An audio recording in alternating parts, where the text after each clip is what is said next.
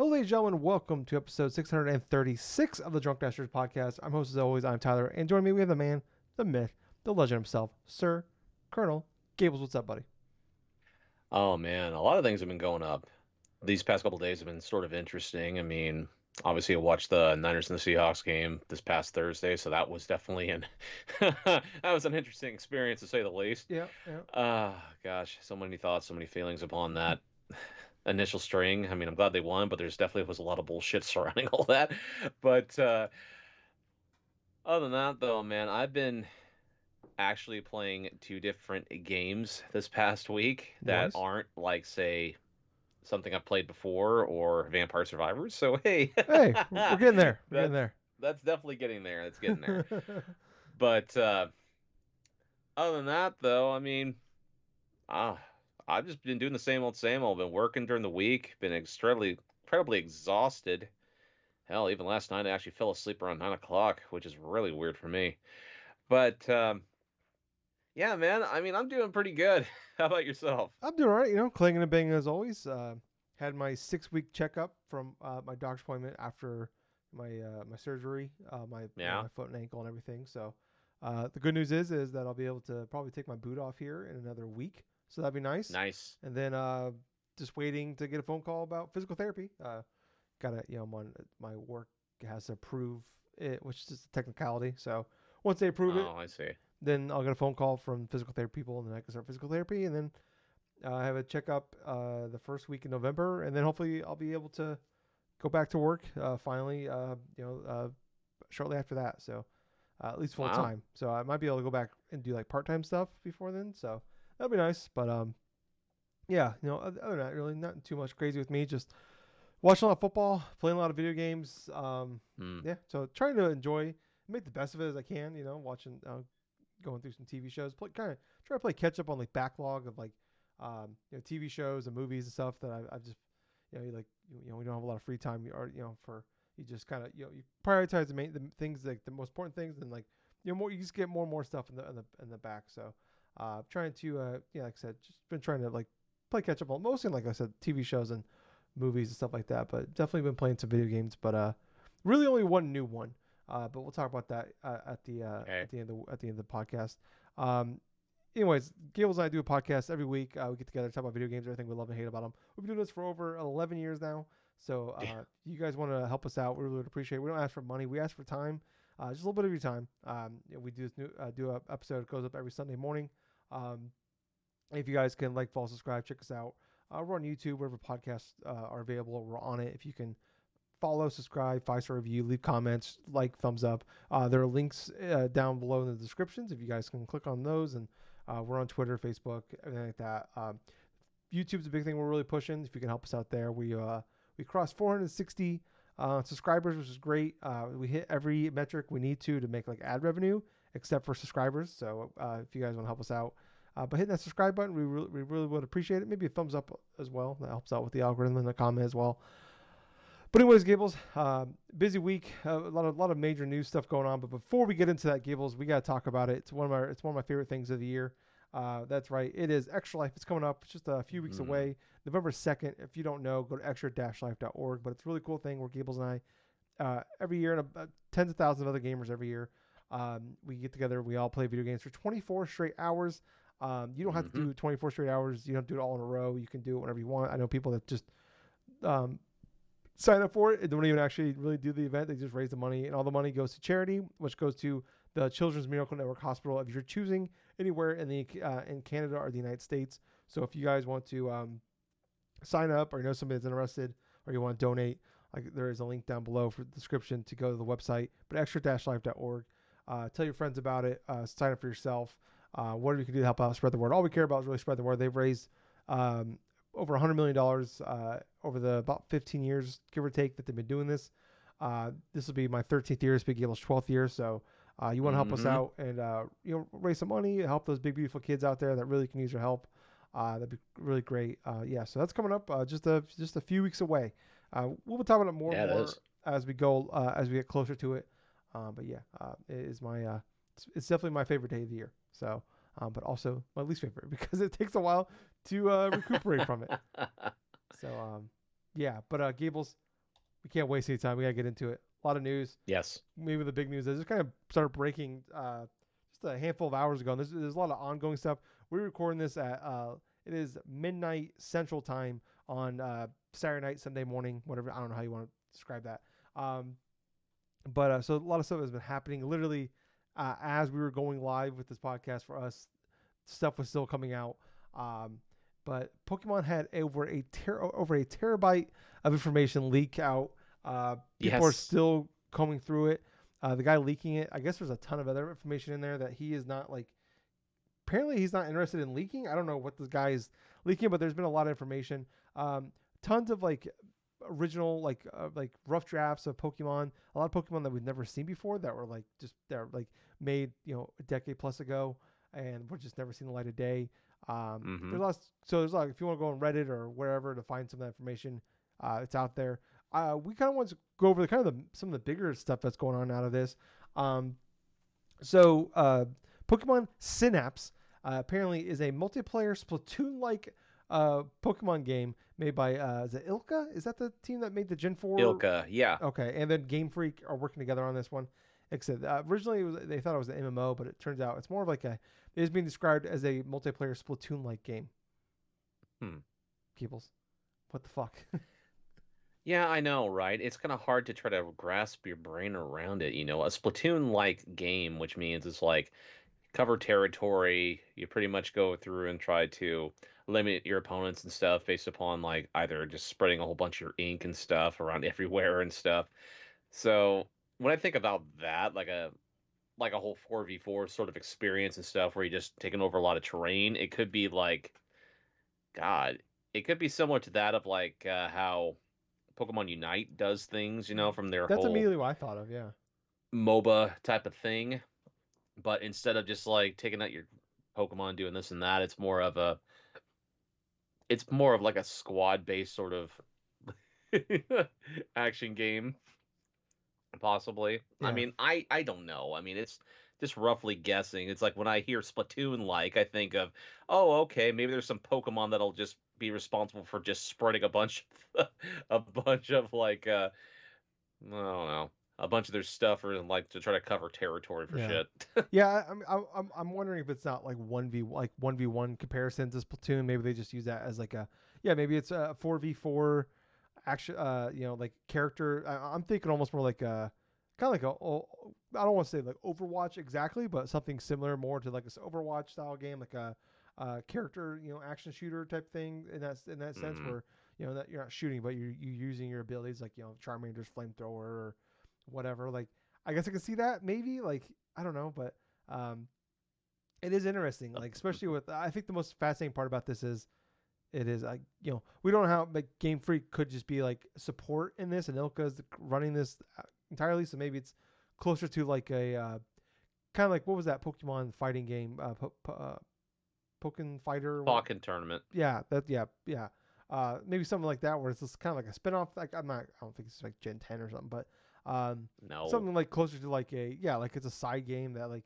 uh maybe doesn't have like the full on like support of like this is the next big Pokemon game but I could see it but also I could just see it just being end up like yeah like a Pokemon Unite or it's just this free to play game that comes out and it's on mobile it's on your mobile and like your Switch 2 or whatever or Switch 1 that's kind of what I'm thinking of it as but like I don't know like I'm interested in like but also it's like it's hard to get too excited because it's like it's Pokemon an online Pokemon game on a Nintendo platform um it's hard for all we know Gables it could just be like there's no online and it's fucking like a Mario Party like fucking multiplayer game. I don't know. Yeah. I don't know. With Nintendo and online, I don't have I'm not too ambitious about it.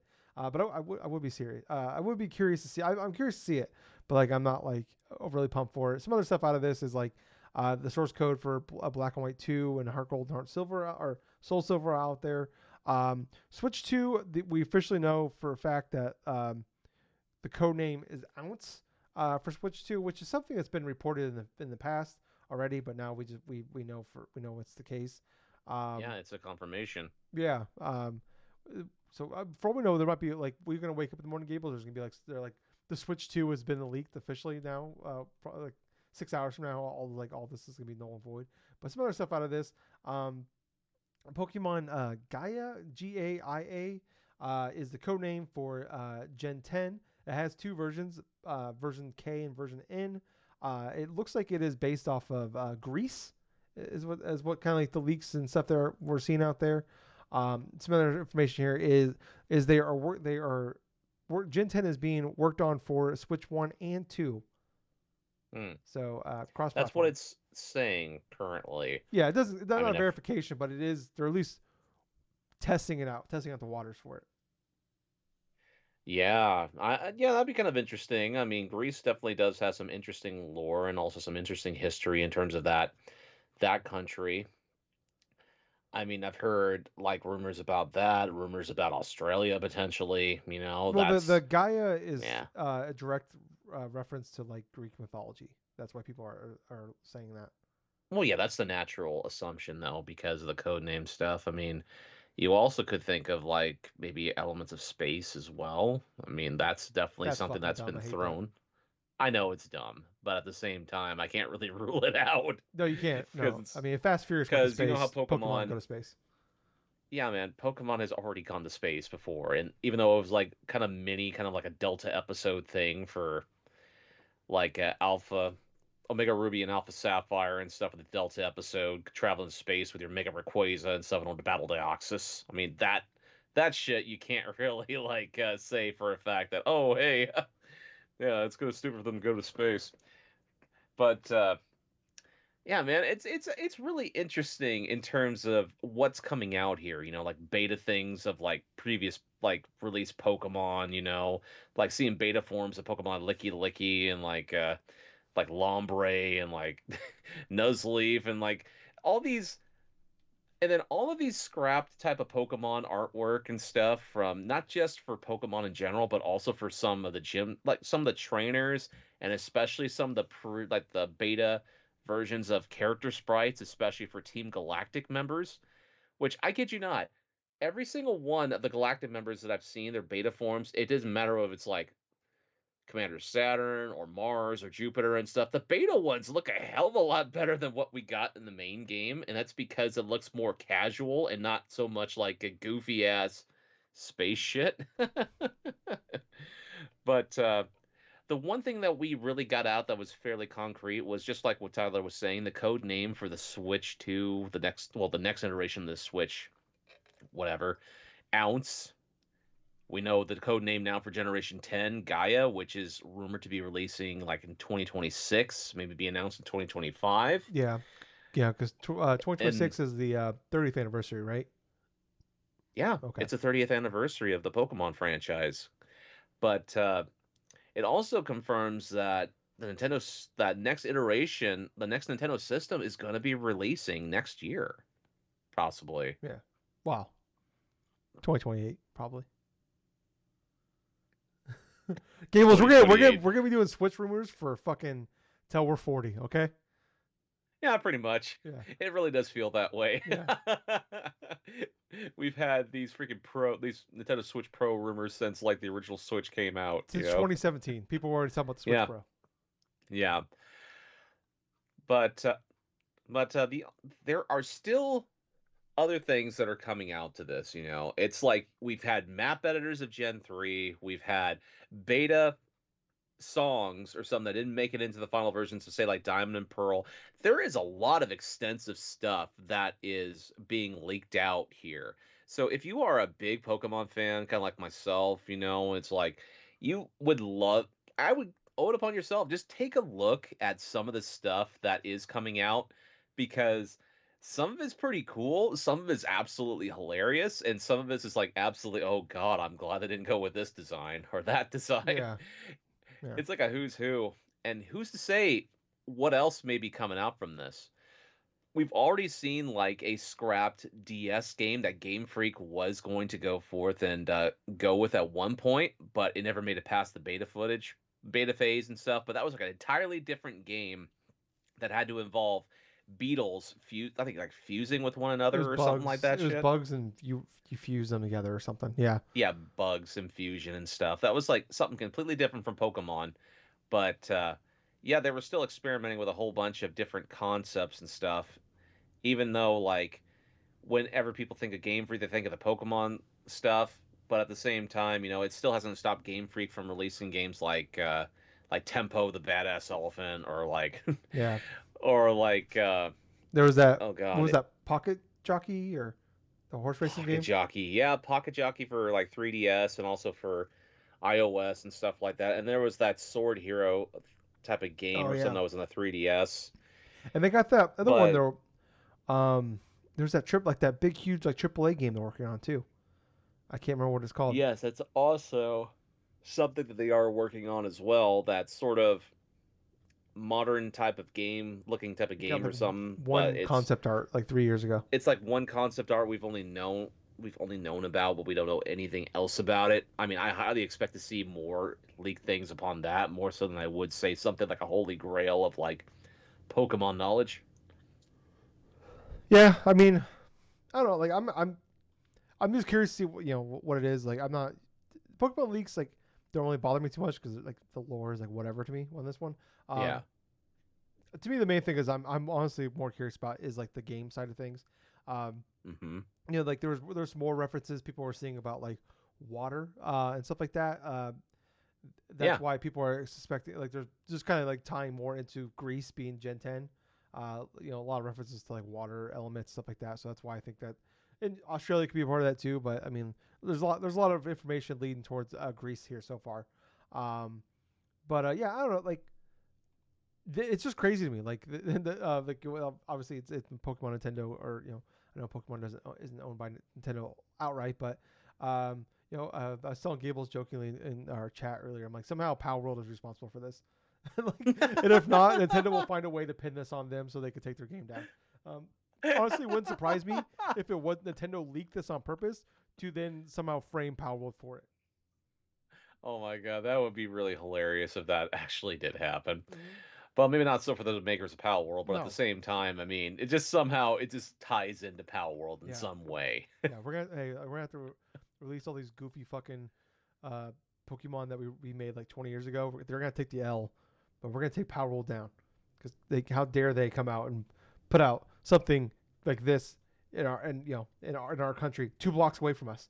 Um, so dude, what if there's like what's that fucking movie that where they from like the 70s or 80s Warriors, where they have the big giant street fight. Like I'm Oh just yeah, they're the like Warriors. yeah like I'm at this point I just got or like in fucking goddamn it what's the Will Ferrell Anchorman where all the Anchormen get together and they have the giant street fight.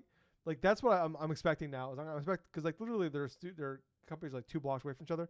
I'm expecting Power World and Game Freak employees to like have like a giant street Dude, fight. dude, this is what I'm imagining. I'm imagining freaking like the Power World devs just walking on the street one day, that's like a block away from the Pokemon headquarters or whatsoever, and then all of a sudden you have like a car drive them. There's Ken Sugimori and like freaking like it's like just have the freaking bottles like Power World, Yeah. come out and play. Power World, come out and He- play. Fucking Power World's got a bunch of people, like got a bunch of animals over there building shit for him as the fight's going on. It's like Pokemon's winning at the end because they have 1,000 different versions, but then all of a sudden, after like 6 weeks of the battle going on, they learn how to make guns and it's over. Oh man! But then they can't finish Oh the my fight because god. the game's not done yet. So like, we're on early access battle here. Can't finish it up. Oh man, that Oh my god, dude. Just the thought of like just a Power World and Pokemon Street fight, dude. Game Just Freak the fighting in that. 15 frames per second. I'm in for this. I'm down for it. Oh god. Let's let. Oh man. Uh, Hopefully dreams come true. Oh hell. And all of a sudden you just see like Ken Sugimori. It's like, can you dig it? I'm in, man. Let's go. Let's fucking go. Let's get a camera over there right Oh now. I want a god. camera on like in front of what was it? Rachel Nichols from ESPN when like every year in like the 2000s when Brett Favre would do his like I might retire and they made poor Rachel Nichols from ESPN go sit on his front lawn in Mississippi for like 5 years straight every August and just sit on his front lawn to watch to see if his truck left his house. I want Rachel Nichols out there with the camera in front of Game Freak and Nintendo, like just waiting for fucking people to leave the studio, see what happens.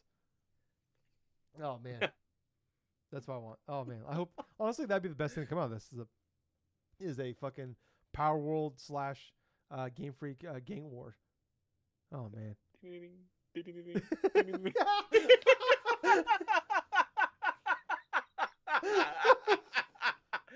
It just never stops being funny It's to me. no man. I'm gonna have to go watch the Warriors now. I need someone to make a TikTok video of fucking Pokemon and like versus Power World and like the Warriors.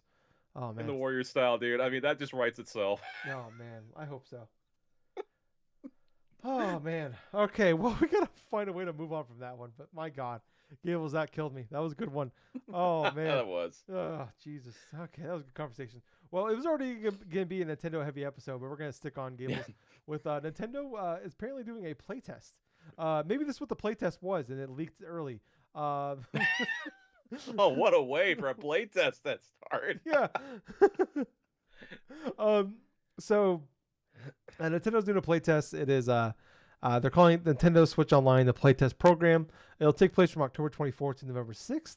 Nintendo says it's looking for as many as 10,000 participants, and those who apply must have a Nintendo account and an active Nintendo Switch Online uh, expansion pack member, be a member of the expansion pack as well. Sorry. You need at least excuse me, a little burpee here. I'm drinking Oktoberfest. You need at least 2.2 gigabytes of space on your Switch. Um, Damn. no NDA, but they have asked nicely not to tell anybody, so it'll be up immediately on the internet. So yeah, but a lot of conversations about this. It's very it's extremely rare that this happens. Um, I'm not honestly expecting much out of this because the Nintendo, especially if it's not under NDA, all this stuff is going to come out immediately, whether it was under NDA or not. Yeah. The second this thing goes live, it's going to go we're going to know exactly what it is.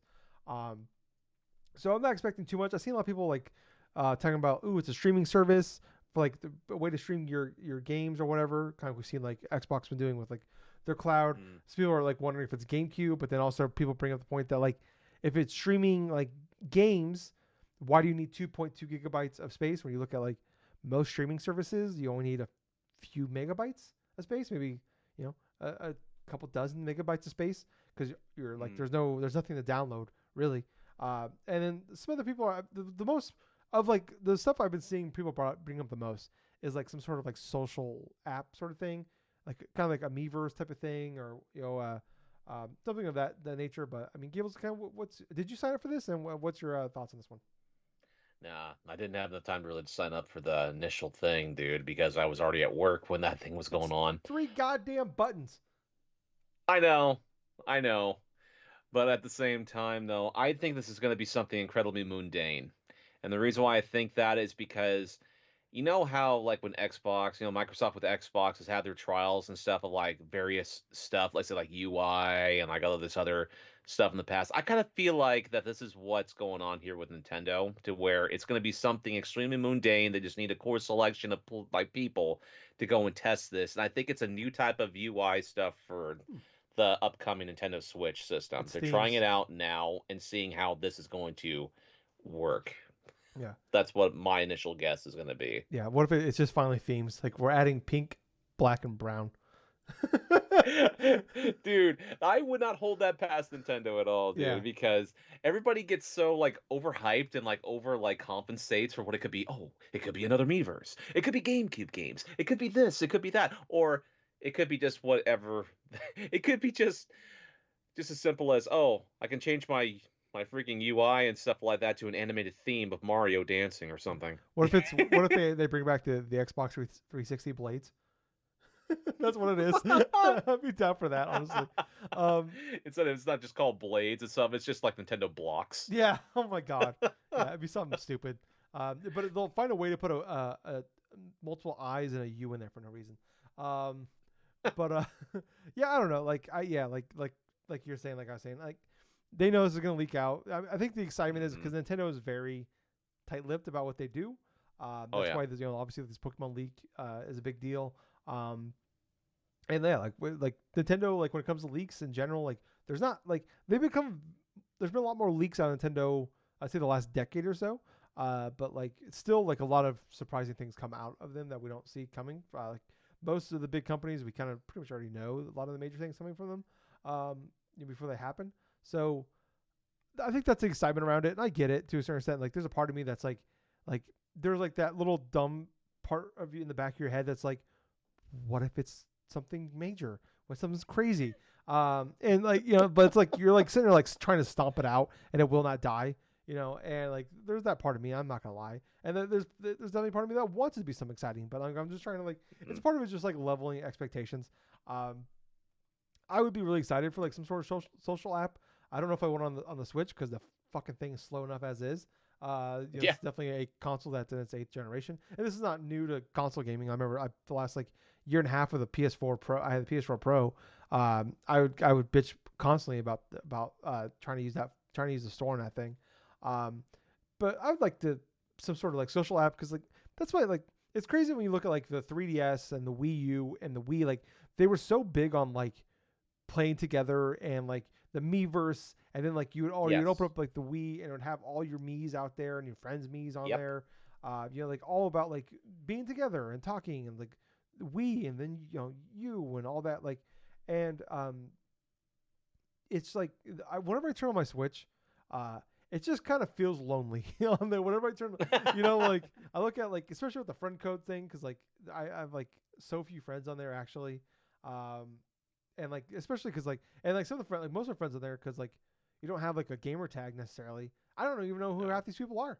Like I'm like I know like obviously you're someone important because I had to give you a actual friend code to like we had to give each other a friend code to become friends. But like I don't know who the fuck you are.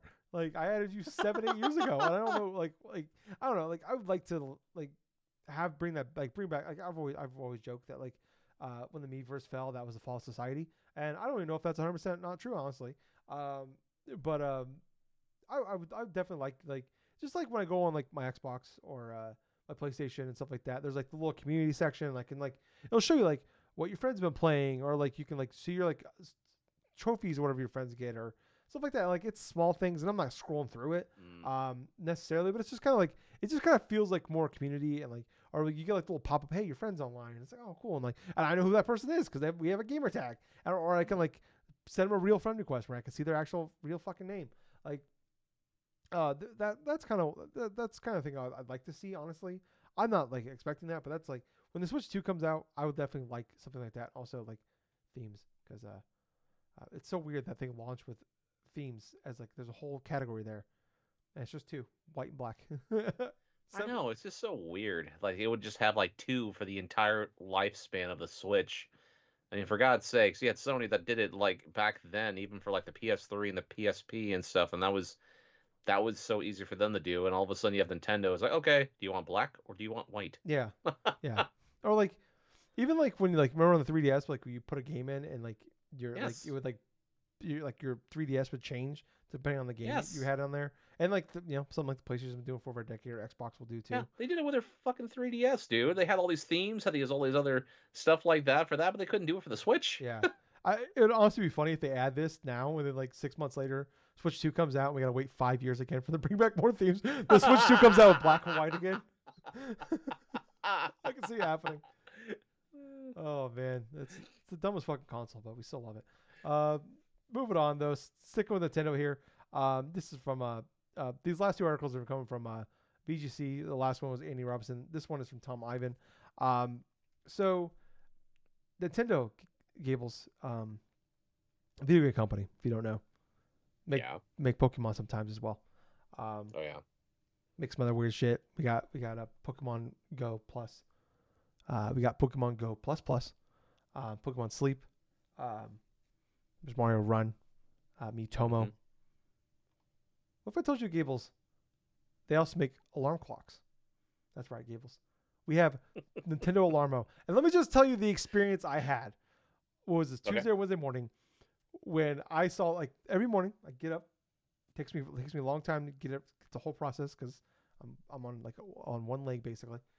Get up, start making my coffee, take my little doggo for a little WAL. Okay, can't say the word because I'll go crazy. Uh, pour my coffee, hop on the couch, turn the TV on, go to YouTube. I don't even read the headline, Gables. I see Nintendo posted a video. I believe it was at 7 a.m. my time, Yeah. maybe 8 a.m. I can't remember. And I remember I just seen it. Didn't even read the headline.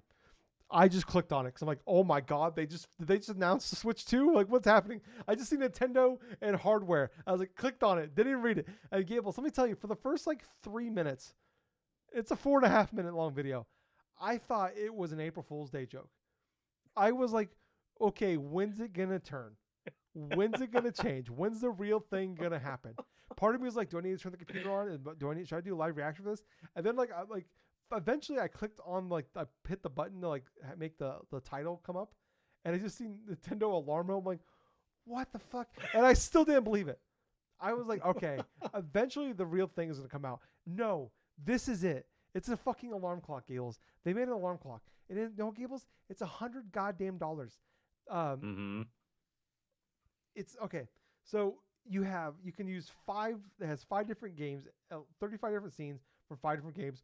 Super Mario Odyssey, Zelda Breath of the Wild, not Tears of the Kingdom, Breath of the fucking Wild. That's gonna take too long. We can't do that. We gotta put Breath of the Wild there now. Splatoon 3, Pikmin 4, and everybody's favorite Nintendo. When you think Nintendo, what do you think? That's right, Ring Fit Adventure. It's coming to the fucking Nintendo Switch or Nintendo Alarmo. It's coming, baby. Let's fucking go. That's all I wanted. And I've never played Ring Fit Adventure a day in my life. If you can't tell, I'm fucking fat. No chance in hell I'm playing the thing. Also, I have one leg. Can't do it. Well, I have 2 legs, but the other one's broken right now. Anyways, um, there's a bunch of different sounds you can set it to. It will track your sleep. If your alarm goes off and you don't get up right away, it will make sounds at you every time you move until you get out of bed. Does Nintendo want me to hate them?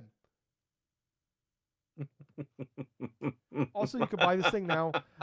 If you have a Nintendo a Switch Online account, whatever, you can buy it now in Nintendo Store. It might already be sold out. And they're also selling exclusively in Nintendo stores. I think at New York only. Of course. Which is probably sold out. It's coming early 2025. 2 other retail stores. Gables, when's yours coming in? Man, let me tell you about my experience during that morning. So, I can hardly get any sleep, right? Wake up like about 5 something in the morning, try to go back to sleep. All of a sudden, I hear my phone go off, and I think, okay, well, I roll over in bed. I look at my phone, and I see this post by you, and it's like, and then all of a sudden, I look at what exactly this is. I'm watching the video and stuff. It's like, I think my exact words was, "What the fuck? What is this?" So you had the same reaction I did.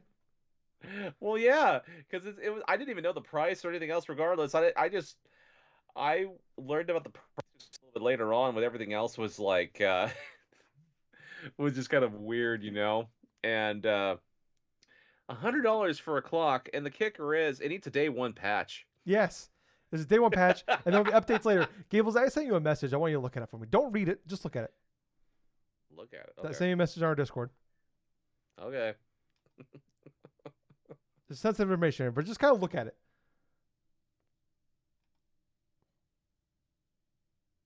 He's looking at it. He's pulling it up now. He's zooming in. He's zooming in. I am not gonna say it, but oh my god, dude, really?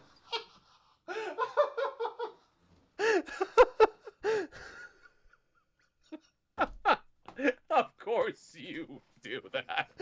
So if people can't tell already, I bought it. It'll be here Monday. Oh my god. I panicked and I bought it. I'm like, oh my god, it's gonna sell it right away, and I bought it. I tried to cancel the order like literally seconds after I ordered it. I tried to cancel. Like, what the fuck am I doing? You just instinctively bought the $100 alarm clock. Gables, I didn't instinctively just buy it. I didn't have Nintendo Switch Online. I signed up for Nintendo Switch Online and then bought it.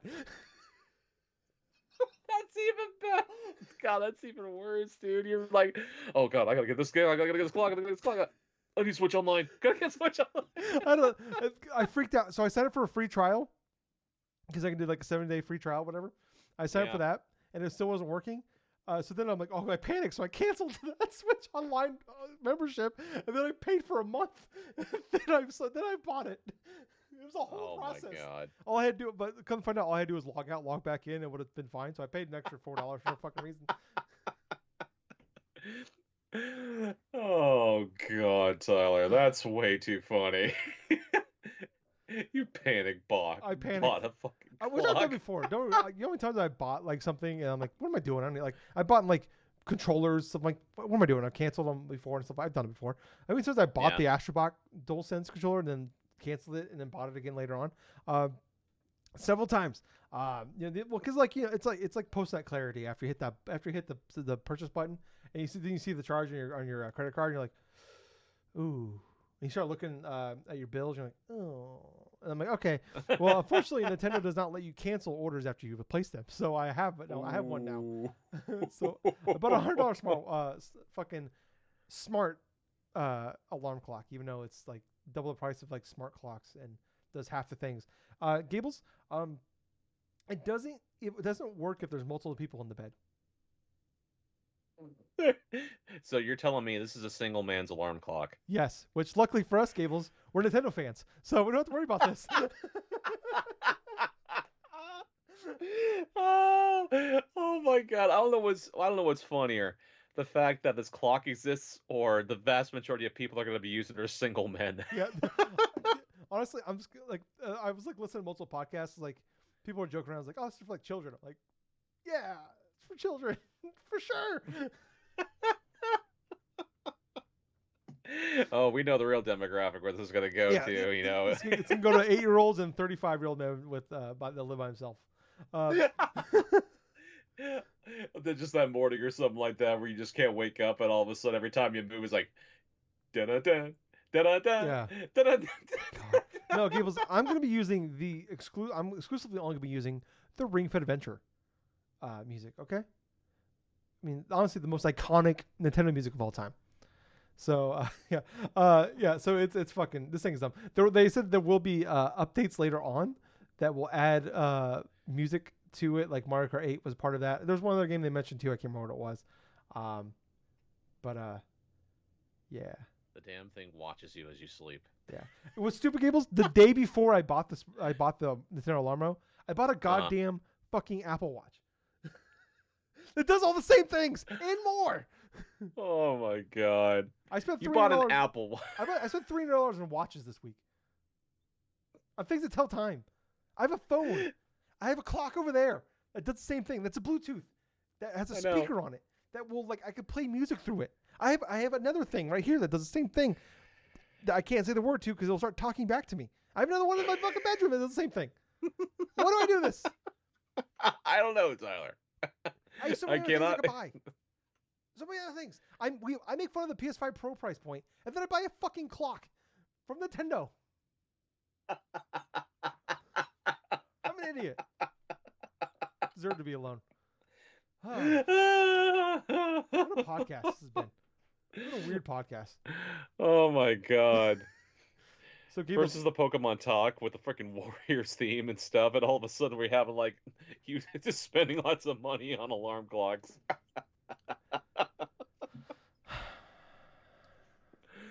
so Gables, when's Oh. yours gonna show up? I have no clue, dude. Okay, yours hasn't shipped yet. Okay, got it. All right, feel better.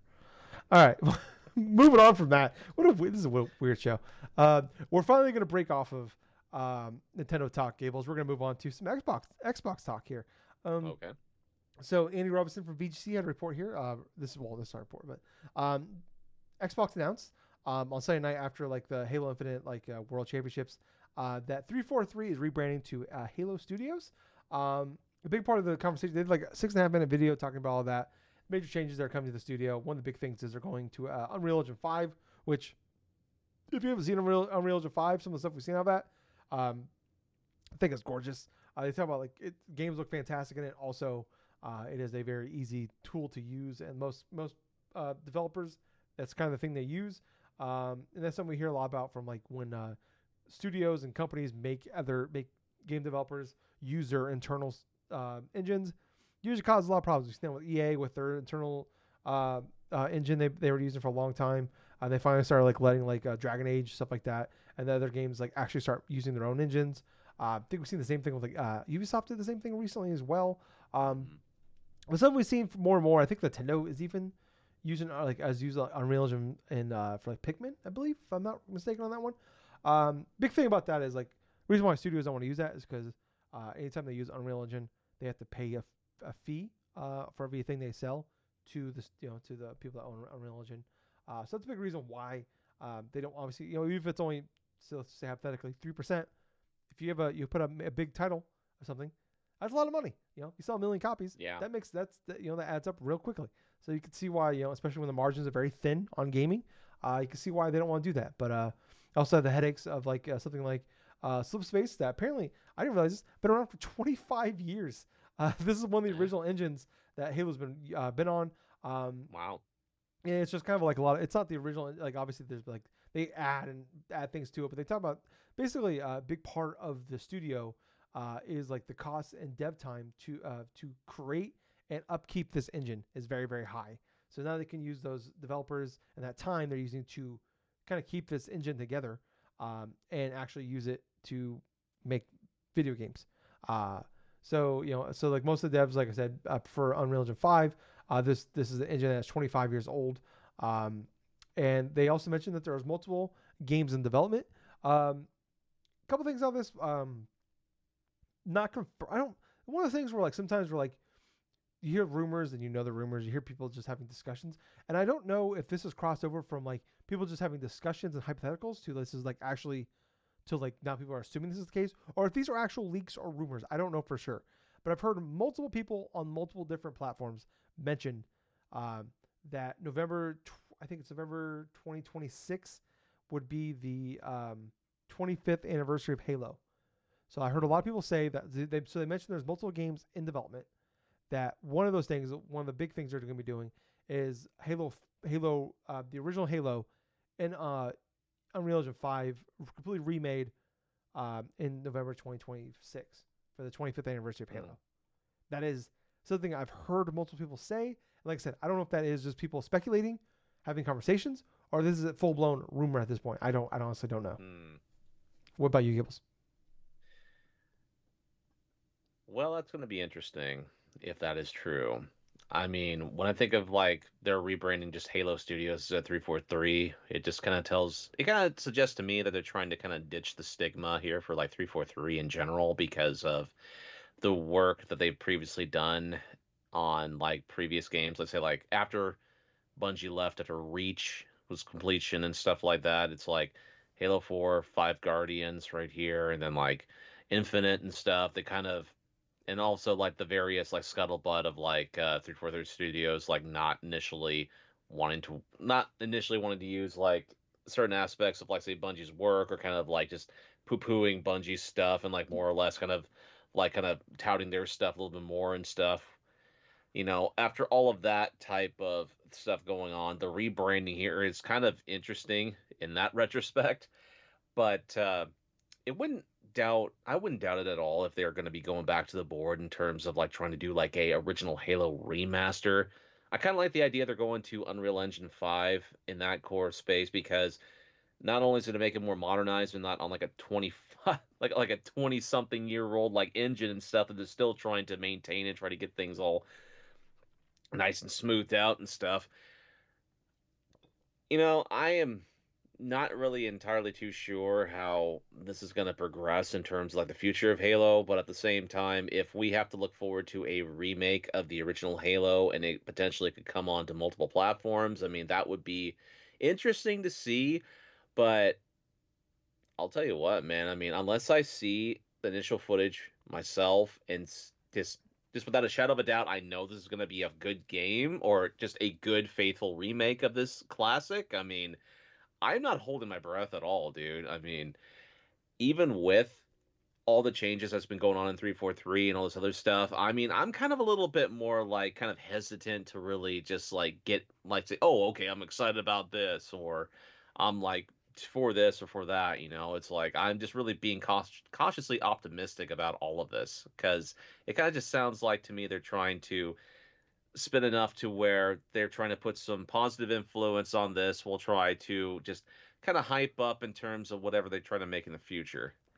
Yeah, I think they've definitely seen that like 343 that name is kind of damaged goods at this point, so they need to move on. It's Hmm. probably it's and I would say I bet honestly just like the combination of everything going from Slipspace to Unreal Engine 5, the change from 343 to Halo, um, everything like that. I imagine that is for them. Like I bet that is just a big morale boost internally overall. Like we talk about the headaches of probably have to like upkeep and everything like that. And there was a this was like previously reported, but this has been kind of just new, like not new information. People just bringing this up again. A big part of like the 1 year delay we had and issues that like the team has had with like new content coming to Halo Infinite, because that was the main complaint about Halo Infinite, like the multiplayer was like it took so long to get more content later on. Like I think we had to wait like 6 more Hmm. months for like more content, and like it was slow pace. And finally they got there like about a year and a half later on. Finally a bunch of big updates, and they've definitely had like a steadier player base since then. Like it's definitely not as big as probably they were hoping for it to be, but like it's not like falling off a cliff, and like it's stayed the same for a while now. Um, but a big part of that like frustration they had was and like that caused this delay overall was that engine. So if they can streamline that, they don't have to train a bunch of people. Like people, they're like big part of this they're mentioning too is they're trying to hire on a bunch of new people Mm. to like come work at the studio, which is great as well. Because obviously after all the layoffs we've been seeing over the last couple of years in gaming, so more people getting jobs and especially coming in and just working on a tool that they probably already know, and getting games come out quicker, faster, and they look as gorgeous as they do. And yeah, like obviously, like all this information, you gotta nail the landing. Like this doesn't mean anything, but it is like I think I think for most people overall, Halo's. Even though we both like Halo Infinite, it was both in our top 10 games of the year in 2021. And to Mm. me, like I mentioned, it was like probably my third favorite first-person shooter campaign of all time. Um, it was definitely issues like there when it came out, and I definitely like it was like shockingly how crazy how fast it kind of came and went.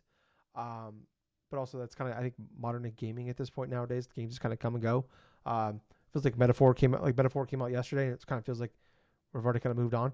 Um, so yeah, I don't know, but yeah, I'm happy for the team there. And like I'm not like the biggest Halo guy in the world. Like I played all the games and I enjoyed all the games, and like I'll definitely be down to play the next one.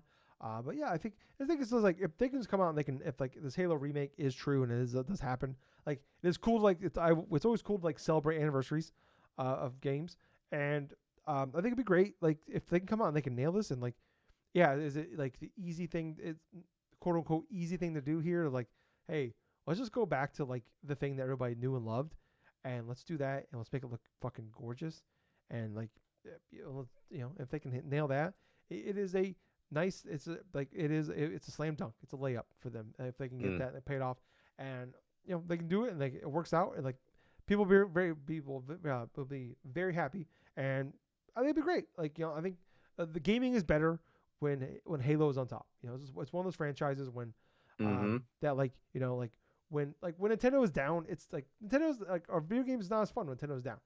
Same thing with like True. whether it's God of War or fucking um, Halo or whatever. You name it, like major franchises in gaming. Just like the same thing in sports. When like like when like a major franchise is bad, it's like it kind of sucks. It's like Mm. um, so yeah, I hope they can turn around. I think definitely is like something that like Xbox desperately needs is like obviously Halo is the most important franchise that they own. So yeah, I hope it turns out and works out for them. But yeah, obviously they still gotta nail the landing on this one. But I don't know. I have faith that they can do it because like we both thought Halo Infinite was really good. It just I think for like the long term success of what they were expecting, just obviously didn't pan out. But yeah, let's move on though, Gables. This will be our last topic here. That we're hitting all three the big platform holders here. We're switching over to PlayStation here for this one. So take this one with a gigantic heap of salt. So this is from Brody Shire at Game Rant. Um, Apparently there is a God of War Ragnarok remake in the works, Gables. You know what? At this point, it would not shock or surprise me that Sony would be doing something along those lines. Gables, I'm fucking with you. I'm kidding. No, so God of War, there is apparently a God of War Remaster collection in the works. Now, bear with me. Hmm. So, obviously, this is a take with a heap of salt here. Um, a alleged insider, Lunatic Ignis, I believe is the how you say that, claimed that multiple God of War remasters are in the works for PS5 on Discord. This will include the God of War 1 through 3 and Ascension. But will also, he later said that Ghost of Sparta and Chains of Olympus will be a part of this. I forgot to write down the other leaker's name, but the leaker that um, Hmm. I saw talk about this did also confirm this one. They have a good pedigree, a very very good pedigree of information like this. But he said that initially he only heard God of War 1 through 3 were part of this, but he's not doubting. He's not saying that this person's wrong. But apparently, Ascension, Ghosts of Sparta, and Chains of Olympus will be part of that, which would be great because I think God of War 3 is the only one you can actually play on your PS4 or 5 right now, like Yes. without streaming it. Ghost of Yes. Sparta and Chains of Olympus, I believe, are still stuck on the PSP. Um, apparently, Actually, you can play them on the PS3. oh, did they do a You port? can. Yeah, because the PS3 does allow access because you have the God of War collection and then you have the Origins collection and Oh, stuff as opposed to it as well. So you could play technically God of War 1 through 3 on the PS3 as well as Ghosts of Sparta and Chains of Olympus. okay, So those ones you can at least try to go through and play it on those platforms. But technically, I think you can. I'm not sure at this moment in time because I'm not sure if the PSP games, if they were available to play on the Vita, but I don't think so. I don't think there was any digital copies of those ones, if I'm not mistaken. not sure either. But at the same time, though, I mean, this would be a welcome addition if these games are remastered. I want these. I definitely would love to see all of these games, like say either upresed or something like that, or just just ported over. Not like say a complete ground up remaster of these games. I mean, even if it's like just ports, Yeah, like initial like upgraded ports and stuff like that with HD, HD, technically like 4K ports or something yeah, like that. 4K, yeah, But it's nothing is radically changed from these games, and as long as everything is inside these games, including the mini games, including all the other kind of crazy stuff. I mean, I'd be down with that because you can't have those type of God of War games without like those crazy set pieces or those crazy like over the top mini games and stuff. From way back when. I mean, it's part of that game's identity, and part of the reason why people love God of War in the first place is because these action games were so revolutionary for its time. Even though it did borrow some key elements, say from like Devil May Cry when that initially came out and stuff, it evolved upon that initial gameplay style and created like an identity of its own, to where it just spawned multiple different iterations of it. And at the same point, I mean, we wouldn't be having the fantastic, like near perfect game of like that God of War 2016 game without those initial, was it five or so, or six 6, games or something, like yeah, six God of War games that came before. So I really hope this is real because I want to have those type of games to play on the PS5. yeah. He also did mention though that at Nixus, he was the excuse me, a team that is owned by PlayStation that does like mostly does like PC ports. Um, is one working on these remasters and Hmm, said apparently it could be announced in March 2025, which would coincide with the 20th anniversary of the first game releasing. Some of the awesome. reports out there I've seen is like it could be announced earlier and then potentially coming out in like March of 2025.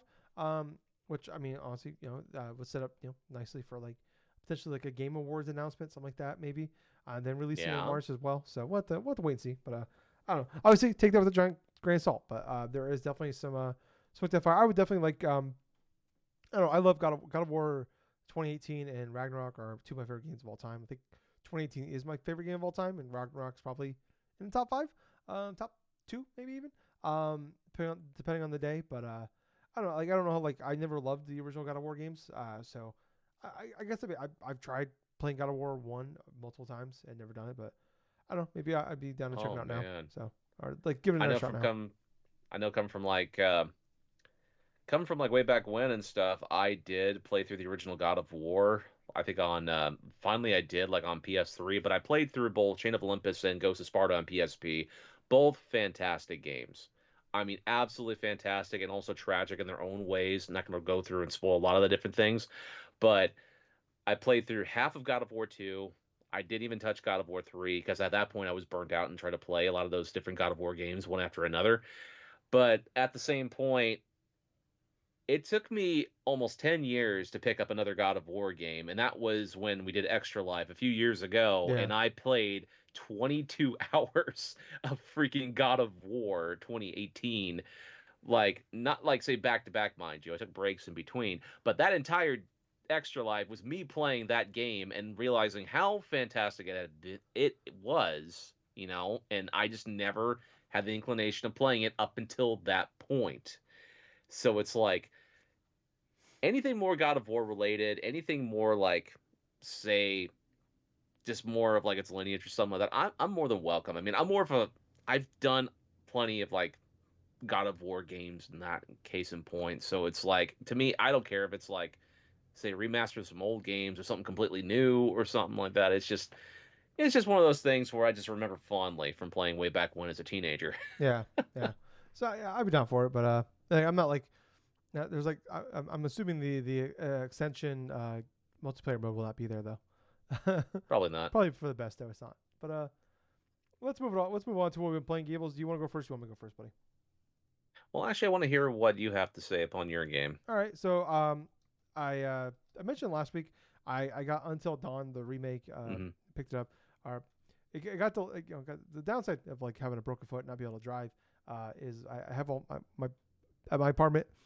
Uh, Stuff gets misdelivered all the time or gets stolen. So I have all my stuff get delivered to my parents' house. And I have to rely on them to bring me the stuff. So my game of Until Dawn, and also a brand new copy here of well, if I can grab it, Silent Hill 2 is here. Hmm. But this just literally came like 4 or 5 hours ago. It's still in the plastic, hasn't been opened yet. Um, so downside is my game like Until Dawn I delivered like over a week ago and I just got it on Thursday. So Hmm. for my family. So I've not finished it yet. It's not a very long game. I think it's like you could probably do it like depending on like I'm pretty slow about these games, so I'll probably be closer to like 8ish, 9ish hours. But like if you want to speed run this thing, you probably do it in like 6 hours. But I am painstakingly slow at like especially horror games. Um, but I haven't played through that one. People don't know like Until Dawn's one of my favorite games. I don't want to say of all time, but it's one of my favorite games of last generation. It made my top 10 list. I think it was like top 5 list. I think that was 2014 or 2015. I can't remember. It's been close to a decade at least. So yeah, I love Until Dawn. I play every Supermassive games they put out. I just played like even the casting of Frank Stone. Even though I'm not a Dead by Daylight guy, I played through all of casting of Frank Stone. Um, but yeah, like I'm playing through Until Dawn. I think I'm on. I think I just finished chapter 6. So I'm on chapter 7. So I'm pretty close to the end. I've only been playing for a couple days. Most of them played at nighttime because it's a spooky game. I want to play at night. Um, I think it's like $50. I want to say it could be wrong. Can't remember what I paid for it. But I really liked it. I love Until Dawn. I love that game.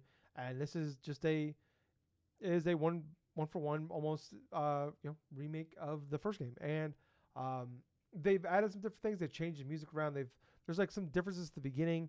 From what I understand, there is a couple different versions of the ending as well.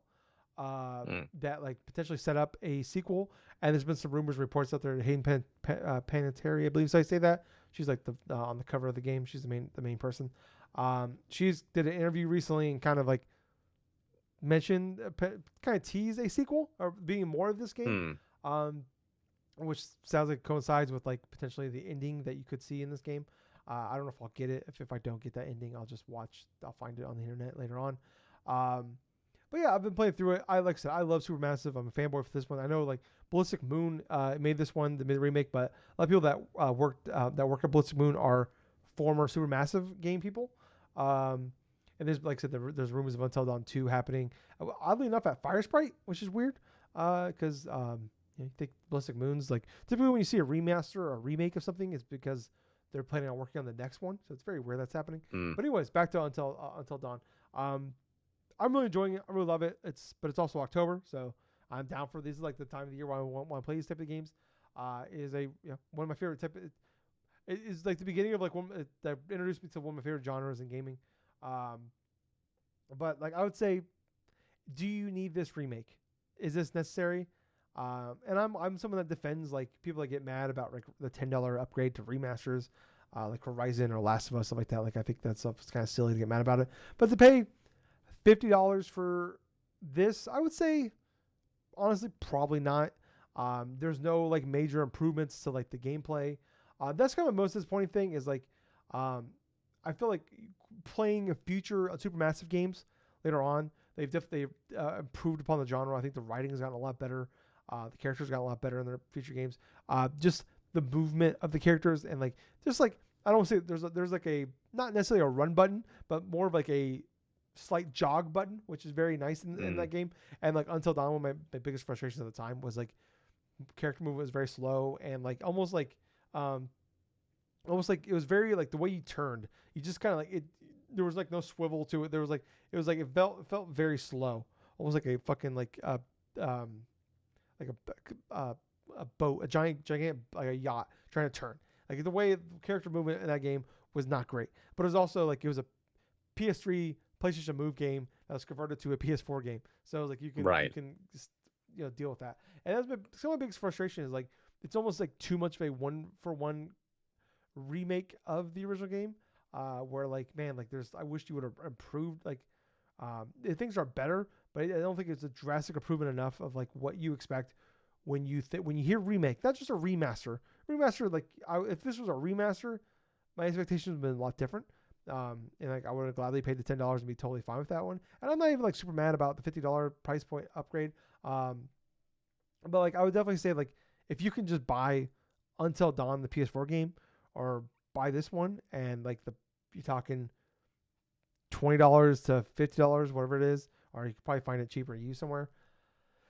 Definitely just pay the lesser price. Even though like I think Until Dawn PS4 still looks pretty good to today's comparison. Obviously, this like I think this looks fantastic, for 2024. The remake does, but like, yeah, I don't know. Like, I love this game. I'm still enjoying it. I'm still having a good time with it. I heard there's like people complaining about bugs and stuff like that. I have not encountered any bugs on my playthrough, but from my understanding, most of the bugs and stuff are on the PC side. But just from what I've encountered, no bugs, no issues whatsoever.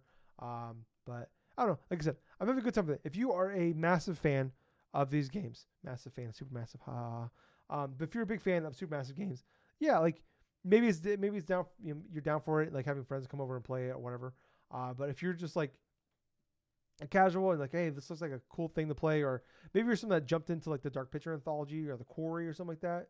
Like, man, just save your like if money is an option, like as far as like if you're someone that's like you don't have like a lot ton of like you're picking your financial battles here with certain things, just save yourself the money, buy the PS4 version. You'll be just as happy, and then find the just watch the online the video online of like the endings and changes they made to the PS4 to PS5 version because yeah I don't know like I said I love the game. I've still had a great time with the game, but like it wouldn't have changed if it was whether it was on PS4 or PS5. Other than like visually, it's a lot nicer. But yeah, that's all I've really been playing. That's new. What about you, Gables? All right, so there has been a plethora of things I have played this past week. One of which I did download and try out WWE 2K24. I did try that because it was one of the free games of Oh the yeah, month and stuff for PSN. So I downloaded that. I played roughly about, it says 9 hours, but I think it's more like six because I spent a long portion of my time just like doing some bit of like almost everything, right? So I started playing the game. I started playing the match stuff, and immediately I kind of felt like the controls were kind of off and stuff because of, it's a brand new wrestling game. You got to get accustomed to the grappling system and everything else and stuff like that. But starting off on the normal difficulty, it just really felt like I was kind of struggling to even like maintain basic things. I say like with countering moves. The counter mechanic in this game is extremely quick to the point where I'm missing half the time when I'm trying to go through and try to dodge, like, say, grapples or specific moves or trying to go to the apex of, like, someone's initial type grapple or something into like an Irish whip or like even like basic strikes, and I end up like flubbing fairly badly, and I end up getting like a lot of damage like inflicted upon me because I can't counter it on the right timing. So that was one initial difficulty I did find. The other thing was is when I tried a little bit of like GM mode. I did try the GM mode of this game, right? So I started off like doing the promotion like ECW. So I had like a started to do ECW like with Paul Heyman and stuff. Then I did initially like about I want to say like a month or two or some of GM mode. So I controlled Paul Heyman, and then there was Stephanie McMahon for Raw, and then there was Eric Bischoff for WCW, and then Teddy Long for SmackDown and stuff like that. Yeah, I did all those initial things. And the thing about GM mode, it can be Did fun you to make try to. a quick question with Teddy Long? Did you make a tag team match with the Undertaker? Oh God. No, no, I had no control over SmackDown, so I don't even think they could even do that at With that the point. Undertaker. You can't pronounce the er. Sorry, had to get that in. Oh man. But there were a couple things you can actually do inside the GM mode. For you can actually sabotage other GM, like other general managers, by like unlocking certain perks or something like that. So where like say ticket prices are like twice as much for that show or something, or there are some characters or some wrestlers and stuff you can't even have like wrestle on your program because you have to go through and do this and do that. What I did kind of like is it guides you in a certain direction because the start of the week you have like Triple H and stuff like that give you recommendations of what you should do during that initial week. Like say, don't start this person or something like instead of a match. So, for example, one of the things that I remember for one week is like, okay, do not book Rhea Ripley or something. It's like inside of a match in your card this week. And what was kind of really weird upon that is because it was a pay-per-view and I had her with like a freaking rivalry with Charlotte Flair, and it was already at its max sort of peak in terms of that. So I could not initially do that for a match card. But another difficulty I end up finding towards the beginning of playing the GM mode is like how hard it was to actually get like good, decent flowing like match ratings for some of these like initial things, the initial like shows and stuff. Like I kept getting like constant like 2.0s for certain matches, even though they should be good on paper. Like say, like for example, I had Rhea Ripley versus like Charlotte Flair, which started off like it's a 2.0 sort of thing, and then once the rivalry started building up and stuff over multiple shows, it started getting to like two or something like that, 2 bars or 3 bars or 4 bars is like the max that you can do before you have to go through and rest and do this stuff. Yeah, after a while of doing this and stuff and try to trade for different superstars and do all this other stuff, I started becoming bored. Why? It's because there was a lot to keep track of. And on top of that, there are times where it's like you'll have superstars that are kind of angry that you won't take their ideas in consideration or something. Like for example, I had Dominic Mysterio as part of my promotion, right? And what's hilarious about that, he wanted me to put him in a match against AJ Styles because I had AJ Styles on my show as well. And because it was during the same week where his stamina was so low and he was almost about to be injured, I rest him because he's like about 20% of his stamina instead of like, inside the clear. If it was like 50% over, I mean, fine, I could have rested the next week. But then all of a sudden he just leaves my show, and leaves in this free agency. I'm like, this is bullshit. Could be worse. Could have But like Paris Saturn jumping in, like running into your office saying he wants to be world champion or something like that. So oh Jesus Christ. Um I tried after that initial GM mode and stuff, I basically stopped doing that and I tried doing that whole superstar sort of mode and stuff to where you can choose one of two different things and stuff. There's like the women's side and then there's like the men's side. So I tried the women's side, right? Because it's like you have a rival promotion or something like that. You go like PCW or something like that. PCB, I think that's called. Yeah, PCB. That's the name of the created like fictitious like yeah, I know. okay, I know. It's like a Vegas show and stuff like that, and all of a sudden the story kind of starts out as like you're trying like a WWE tryout and stuff with one of the rookies or some of the promotion you're under, and all of a sudden you get offered this contract because you do well and do this and do that. So what was interesting really initially was okay. I can actually go and set this on a kind of like a lower difficulty and see if I can enjoy some of the basic aspects of this stuff. And it just kind of turned into like say kind of a snooze fest because you got to talk to different like superstars, right? And there are definitely different types of branching storyline options if you go and do like specific things. Like say, for example, with my creative character, I started talking with Candice LeRae, right? And so Candice LeRae, it's like, oh, she was once a part of that initial like promotion that you were in and stuff, right? And so you have to basically go through and like follow some bit of her advice and stuff to try to how to get over and this and that, and so you have to go through and like say beat one of the women's superstars like this or one of the other women's superstars like very like extreme, like say beat them over the head with like garbage cans and this and that, until finally Becky Lynch is like, hey, that such and such right there is like, oh, it's like, she's, Candice LeRae is considered like the queen of the indies and stuff and wants the other people and stuff like that to do that. And I'm like, well, you know what, son of a bitch, I'm gonna go through and I'm gonna kick her ass. And so it's like I go through and I literally face Candice LeRae in this Iron Woman match, and I set it for like about 20 minutes or something like that, and I basically beat her like about like fucking like 15-0 or something like shit like that, because it was just like a matter of, okay, well, let's see what happens if I go and do this sort of like Iron Woman match. And so it's kind of like what you would think, right? You go through, you get enough momentum, you can pin him like with your finisher or something. I tried my damnedest to try to get her through the announce table, right? You know, like in other wrestling games, you Irish whip someone into the initial announce table. There's an option or there's some way you can actually put them on the table so you can go to the top rope on the ring and jump off, like either with a moonsault or a body splash or something, do with that. I cannot do that unless one, I had a finisher that would allow for a table finisher on the outside, which that is stupid. And two, as soon as I tried to do, actually, when I got her up on the table, right, she nearly just climbed up after me, right? She freaking grapples me first. I couldn't counter, and she freaking slams me through the announce table. I'm like, that, ah, that was so freaking stupid, though. But after I finished off against Candice LeRae, there was an option. I just go and I pick Becky, like not Becky, but like Bailey, right?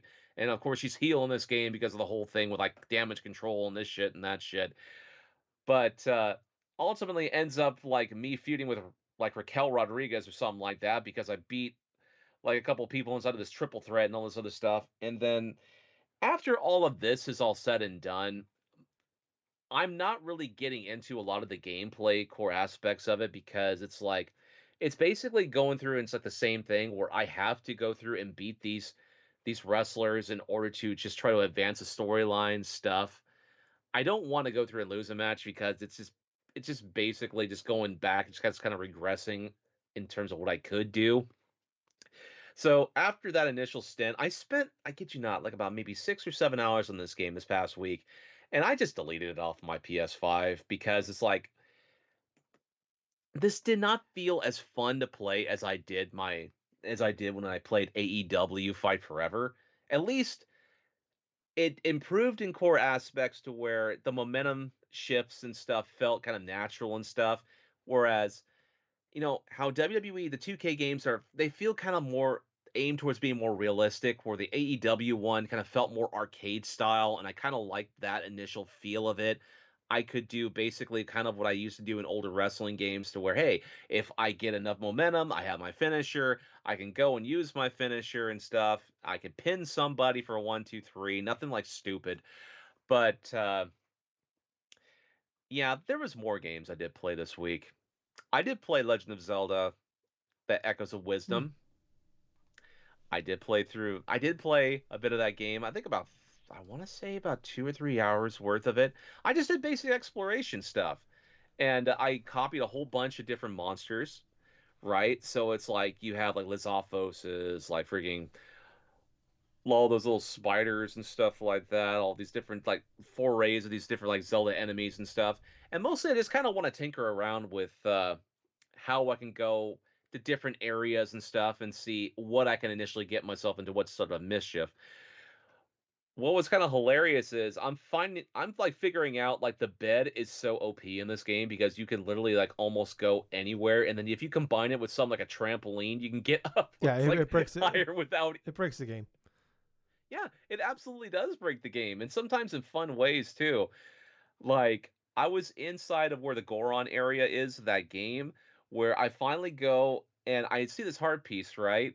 And so I initially find my way to it, but at first I'm like, okay, I'm gonna stack these three beds here, and I'm gonna do my fourth thing, whereas I have a trampoline, and see if I could jump up and go up to like a higher left. And like, oh hey, I could do that. It's like that was that was initially fun to try to just go and find these different type of like powerful monsters like the Lizaphos level 2 that's more like a like lava stuff, finding out how to learn like these rock roast type of like freaking things for the Gorons and stuff. I am definitely liking the gameplay of Echoes of Wisdom. I am not entirely too sure like where I want to go through next inside of this game. But yeah, it's been like a few days since I've actually played it because there was another game I did play that was brand new this past week. And you know what? It definitely is intriguing me more the more I experiment with a bunch of the different monsters and how I experiment with try to find out some of Hyrule's hidden secrets. I still haven't gone to the second rift area though. That's something that I will do eventually, but I do like how it splits off to hey, I can go inside the Goron place and do this, or I could just go off to like the desert and do that, or go to the Hylian Lake and do whatever. But yeah, it's still fun. I still have plenty of interest in trying to like play a little bit of that. But the final game I did play this past week, and I played a little bit over an hour of, was Silent Hill 2 Remake. So let me tell you about Silent Hill for a moment here. The only time I ever played Silent Hill, I think, was this past year when I played a little bit on the PS3 as part of that PS1 and stuff like that copy that I had got through PlayStation Plus. And I gotta tell you, that experience was very interesting to me because it was the first time in quite a long time to where I played a game like a PS1 game to where it was so atmospheric that I was literally just engrossed inside of like what I was doing. Well, definitely the same thing applies here for Silent Hill 2 Remake. Man, from the get-go, this game is so gritty looking. It's beautiful. It's definitely atmospheric in a lot of different ways. The music and the initial sound effects and everything else, there's an existential dread every time you go from place to place. And quite honestly, it's fascinating to me because there are different types of aspects that you can go and explore different buildings and stuff, and obviously the fog and everything else is crazy and shit in the middle of the streets. Because I'm not going to spoil too much of what you're initially doing in Silent Hill 2 remake, but let me just say this: from going from one place of importance to another place of importance and dodging all of these initial like weird what the fuck creatures is going on around here, and then like just that music that plays when these things are approaching, it's so ominous and it's so creepy. And there are just sometimes and stuff that music just sounds out of nowhere. I'm like, okay, who's close? Who's close? Oh god. There's this one part where like I go into like this one of these buildings I'm supposed to be at, right? And as soon as I enter, all of a sudden I hear that music play. I'm like, okay, what happened? And all of a sudden I see something just slinking on the ground towards me, like, whoa, no, no, no. And so obviously the weapon that you have a board and you have nail. You have a board with a nail through it. And so what does the gameplay require you to do? You can lock onto one of these creatures and stuff, and you just literally just beat the shit out of it, right? It's just so satisfying, dude. It's like you're just clubbing this damn thing. And you can even do overkill stuff, right? To where it's like you're just stomping on this thing. I literally stomped it like about 10 times before I realized, oh, this thing's dead. Just gotta make sure. Oh my gosh, dude. But yeah, it's like the existential dread you feel from like trying to just go from place to place while trying to satisfy chords and conditions, try to figure out certain puzzles and stuff in order to like progress towards the less thing. I mean, more stuff you pick up and read about certain. certain events, including the person you're looking for, marry and stuff. Oh my God. And also like just the weird and kind of uncomfortable feelings and stuff. Maybe I'll just say one thing like just early on inside the game. Nothing like too crazy or something. So there's this one thing you have to get from one of the shops, right? And it eventually leads you to this one building and stuff that you go into. And inside this room, it's like a bathroom, right? But it's not, it looks like a regular bathroom, but there's a black hole that's like right on the center wall or something like that of this bathroom.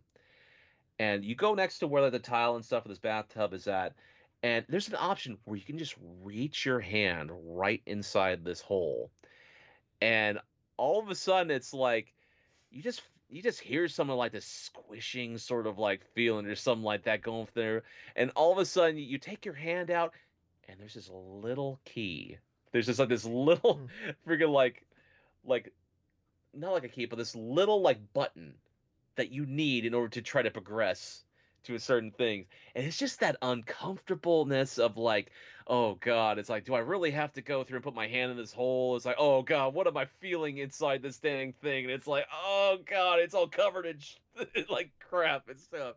It's it's that sort of I love how the attention to detail, the attention to detail, just the grittiness, the whole uncomfortable feelings and stuff, the whole this and that, It's like I don't play too many horror games. The last horror game I really played and enjoyed was Outlast, and that was years ago at this point. But Silent Hill 2 Remake definitely feels like one of those games where you don't miss this game. If you're a fan of Silent Hill, definitely play the remake. If you're somebody who's has a passing interest in wanting to try Silent Hill and you're interested in playing it because it's the Halloween time of the year and you're looking for spooky games to play, damn, pick this up, dude, because this is definitely every bit as worth it so far. But on top of that, it's like I feel like that Bloober Team has so far hit this game out of the park in terms of its remake. But other than that, though, that's all I've been playing for this All week. right. Well, very cool, Gables. Well, I think it's gonna wrap it up for us this week. So if you guys like this, please like, follow, subscribe. Check us out. We're on podcast services all over the place. YouTube, Twitter, Facebook, all that fun stuff. So if you check us out, links down below. Extra-life.org. Most importantly, go there. Check it out. Help Mm. out those big beautiful kids. But I was Tyler. And I have been Colonel Gables. So until next time, everyone, thank you very much for listening to another fun-filled episode of the Drunk-Nerds Hey, podcast. Gables. Yeah, Too sweet. too sweet, man. Bye, guys. See ya.